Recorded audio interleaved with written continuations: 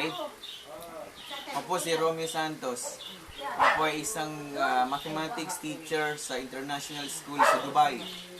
Graduate din po ako ng Bulacan State University. Siyempre, kaya po tayo nag-abroad, maging OFW, everybody's looking for greener pasture.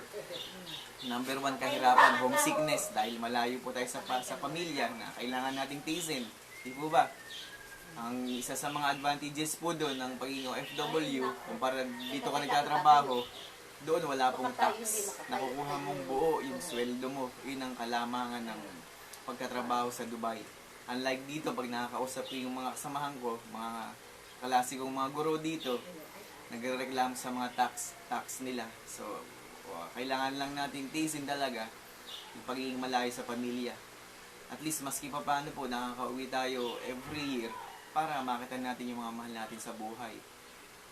Sana po kayo rin magkaroon ng chance na makapag-abroad para maski pa paano, umangat-angat din yung status of living natin. Salamat po.